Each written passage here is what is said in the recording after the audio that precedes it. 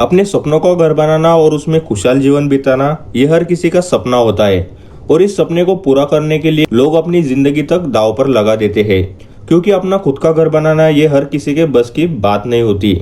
कुछ लोगों को घर के लिए पैसे बचाना और जमा करने में जिंदगी के कई साल चले जाते हैं, और पाई पाई जमा करके बाद में वो खुद से सपनों का एक छोटा सा मकान बना लेते हैं। इतना सब कुछ करके भी घर बनाने के बाद कई लोग पछताते हैं, और ये सब होता है सिर्फ जानकारी के अभाव के कारण। क्योंकि सही से जानकारी पता करने से पहले ही बहुत सारे लोग घर का कंस्ट्रक्शन स्टार्ट करने की गड़बड़ी करते हैं, और फिर उनका बहुत सारा पैसा बर्बाद हो जाता है और कई परेशानियों का सामना करना पड़ता है। ये सब आपके साथ ना हो, इसलिए हमने आज का ये वीडियो बनाया है। आज के वीडियो में हम डिटेल में आपको बताने वाले हैं कि घर का कंस्ट्रक्शन स्टार्ट करने से पहले आपको क्या क्या तैयारियां कर लेनी चाहिए, जिससे आपको कोई भी नुकसान या परेशानियां ना हो। इन बातों में से हो सकता है कुछ बातें आपको पहले से ही पता हो, लेकिन कुछ बातें ऐसी है जो आपको बिल्कुल भी पता नहीं होंगी। इसलिए आपसे रिक्वेस्ट है कि वीडियो में से कोई भी पॉइंट मिस ना करें और वीडियो को पूरा जरूर देखें। तो चलिए वीडियो की शुरुआत करते हैं। हमारा सबसे पहला पॉइंट है प्लॉट की सफाई और मेजरमेंट चेक करना। बहुत बार ऐसा होता है कि हम प्लॉट तो खरीद लेते हैं और उसको कई दिनों तक देखते भी नहीं, और जब कंस्ट्रक्शन स्टार्ट करना हो तो डॉक्यूमेंट के आधार पर ही प्लान तैयार कर लेते हैं। लेकिन ऐसा करने से पहले हमें प्लॉट पर जाना चाहिए और प्लॉट की अच्छी तरह से साफ सफाई करनी चाहिए, ताकि हम प्लॉट का फिर से मेजरमेंट चेक कर सके। कई बार एक्चुअल में प्लॉट कम भी भर जाता है, या फिर पड़ोसी उस पर कुछ अतिक्रमण कर लेते हैं। कई बार हमारे प्लॉट के अंदर या बहुत ही नजदीक बिजली का खंभा या वायर आ जाते हैं। ऐसे में जब हम साइट पर जाते हैं तो सब चेक करके इनको ठीक करने की कोशिश कर सकते हैं, या फिर इसके हिसाब से हमारा घर का नक्शा तैयार कर सकते हैं। इसके अलावा प्लॉट के फ्रंट वाले रोड की हाइट हमारे प्लॉट से कितनी ऊंची या नीची है ये भी देखना जरूरी है, और प्लॉट की दिशा डॉक्यूमेंट के हिसाब से सही है या नहीं ये भी चेक करना जरूरी है। अब दूसरे पॉइंट की बात करते हैं, जो कि है हमारा बजट। बहुत बार ऐसा होता है कि हम घर का नक्शा बना लेते हैं और घर का कंस्ट्रक्शन भी स्टार्ट कर देते हैं, लेकिन वर्क कंप्लीट होने से पहले ही हमारा बजट खत्म हो जाता है और हमारा कंस्ट्रक्शन अधूरा पड़ जाता है। ऐसे में कंस्ट्रक्शन के लिए किसी से उधार लेना भी मुश्किल में डाल सकता है, क्योंकि सारा बजट हमने पहले से ही काम में लगा दिया है, और ऐसे में कर्जा परेशानियां ला सकता है। इसलिए कंस्ट्रक्शन स्टार्ट करने से पहले या घर का नक्शा बनाने से पहले ही हमारा बजट कितना है और उस बजट में हम कितना वर्क कर सकते हैं इसकी जानकारी पहले से ही लेनी चाहिए, और उसी हिसाब से प्लानिंग करनी चाहिए, ताकि बाद में परेशानियां ना हो। हमारा तीसरा पॉइंट है कि दूसरों का घर देख के आना। बजट तय करने के बाद कुछ दोस्त या रिश्तेदारों ने हाल ही में घर बनाया है, उनके घर देख कर आना चाहिए। उनका प्लानिंग और कंस्ट्रक्शन की क्वालिटी और उनको कितना खर्च लगा, इन सब की जानकारी लेनी चाहिए। इससे हमारे बजट में कितना कंस्ट्रक्शन हो सकता है और हमें कहाँ कहाँ मटेरियल लगाना चाहिए, घर का प्लानिंग कैसा करना चाहिए और घर बनाते समय कौन सी परेशानियां आ सकती है, इन सब की जानकारी मिल जाएंगी। उसके साथ उनके इंजीनियर और कॉन्ट्रैक्टर के बारे में भी जानकारी मिल जाएंगी। हमारा फोर्थ पॉइंट है कि प्लान का एक रफ स्केच बना लीजिए।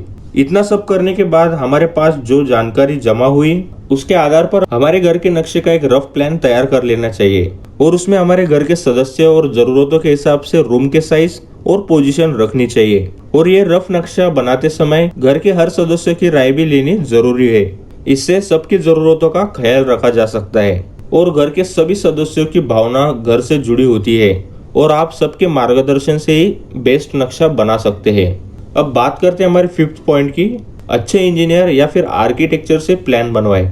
खुद का रफ नक्शा तो बना लिया, वो नक्शा सही है या नहीं, या फिर उसमें कुछ गलतियां हैं, ये सिर्फ कोई आर्किटेक्ट या इंजीनियर ही हमको बता सकता है। इसलिए हमें नक्शा कोई अनुभवी या फिर होशियार इंजीनियर या फिर आर्किटेक्चर से ही बना लेना चाहिए। उनसे घर का नक्शा बनाने से पहले हमारी सारी जरूरतों को और बजट और घर के सदस्यों की जानकारी उनको बता देनी चाहिए। हमारा रफ नक्शा उनको बताने से पहले उनकी तरफ से जो नक्शा हमें मिलेगा वो देख लेना चाहिए, और हमारा और उनका नक्शा कंपेयर करके देखना चाहिए, और जो नक्शा अच्छा लगा वो उनको बता देना चाहिए, या फिर उनकी तरफ से कुछ सुधार करवा लेना चाहिए। इससे आपकी चॉइस और आर्किटेक्चर का अनुभव मिलकर एक बेस्ट नक्शा बन जाएगा। अब हमारे सिक्स्थ पॉइंट की बात करते हैं, जो कि है प्लान पर परिवार में चर्चा कर लेना। इंजीनियर या आर्किटेक्ट से घर का नक्शा बनाने के बाद नक्शे को तुरंत फाइनल नहीं करना चाहिए। 1 या 2 दिन का समय लेकर घर में परिवार के हर सदस्यों को दिखाकर उस पर चर्चा कर लेनी चाहिए। इससे नक्शे में कोई गलतियां होने का चांस काफी कम रहेगा और हमारे जरूरतों के हिसाब से प्लान में कुछ सुधार भी करवा सकते हैं। अब बात करते हैं हमारे 7th पॉइंट की, जो कि है अनुभवी ठेकेदार को चुनना। अब जब हमारे घर का नक्शा फाइनल हो ही गया है तो अब हमें एक अनुभवी और अच्छा ठेकेदार चुनना चाहिए। अनुभवी ठेकेदार आपके बजट में आपका अच्छे क्वालिटी में कंस्ट्रक्शन करवा कर दे सकता है और आप कहाँ पैसे बचा सकते हैं ये भी बताएगा। ठेकेदार फिक्स करने से पहले हमें उनके किए गए काम पर जाकर देखना चाहिए। उस घर के ओनर से भी बात कर लेनी चाहिए। इससे हमें ठेकेदार के वर्क की क्वालिटी और नेचर के बारे में जानकारी हासिल होगी और वो सब देखने के बाद हम ठेकेदार को हमारा काम देना है या नहीं इसका निर्णय ले सकते हैं। अब हमारे लास्ट पॉइंट की बात करते हैं, जो कि है साइट सुपरविजन के लिए अनुभवी इंजीनियर लगाना। माना कि आपने घर का अच्छा नक्शा बना लिया और अच्छा ठेकेदार भी लगा दिया, लेकिन कोई कितना भी अच्छा ठेकेदार क्यों ना हो, वो तो उनको जो आसान और सस्ता लगेगा वैसा ही काम करेगा। लेकिन उन ठेकेदार के काम पर नजर रखने के लिए एक अच्छा और अनुभवी साइट इंजीनियर लगाना बहुत जरूरी होता है, ताकि हमारे ड्राइंग के हिसाब से सही से काम हो रहा है या नहीं ये समय समय पर चेक किया जा सके। इससे ठेकेदार पर एक अच्छा काम करने का दबाव रहेगा, जिससे हमारा वर्क अच्छी क्वालिटी के साथ समय पर कंप्लीट होगा और अनुभवी इंजीनियर उनके अनुभव के हिसाब से हमारा पैसा भी बचा सकते हैं। तो इस प्रकार से घर का कंस्ट्रक्शन शुरू करने से पहले किन किन बातों का ध्यान रखना चाहिए ये हमने आपको समझाने की कोशिश की है। आशा करता हूँ कि आज की वीडियो की जानकारी आपको अच्छी लगी। जानकारी अच्छी लगी तो आपका एक लाइक और शेयर हमारा हौसला बढ़ाएगा और वीडियो के बारे में कुछ सवाल है तो कमेंट में जरूर पूछिए। तो अभी के लिए बस इतना ही। वीडियो को लास्ट तक देखने के लिए आपका बहुत बहुत शुक्रिया।